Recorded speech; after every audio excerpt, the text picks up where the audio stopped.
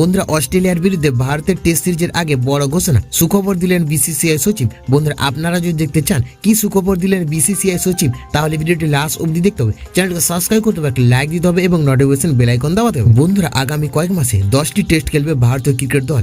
Australia সফরে 5 ম্যাচের test series খেলবে রোহিত ও বিরাটরা। বন্ধুরা অস্ট্রেলিয়া সফরে যাওয়ার আগে বড় ঘোষণা করলেন বিসিসিআই সচিব জয় শাহ। টিম ইন্ডিয়ার পেস অ্যাটাক আরো শক্তিশালী হতে চলেছে।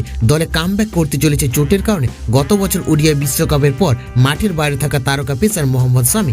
গোড়ালি চোটের কারণে মাঠের বাইরে রয়েছেন শামি। বন্ধুরা গোড়ালির চোট নিয়ে গত বছর ওডিআই বিশ্বকাপ খেলেছিল শামি। 19 নভেম্বর ফাইনালের পর থেকে রয়েছে মাঠের বাইরে। চলতি বছরের শুরুতে লন্ডনে গিয়ে অস্ত্রোপচার করান তিনি। এবার ধীরে ধীরে সুস্থ হয়ে উঠেছেন শামি, শুরু করেছেন বোলিং অনুশীলন। বন্ধুরা শামির কামব্যাক ও অস্ট্রেলিয়া সফর নিয়ে সংবাদ মাধ্যম বলেছেন, আমাদের দল এখন তৈরি। আমরা জসপ্রীত বুমরাহকে বিশ্রাম দিয়েছি।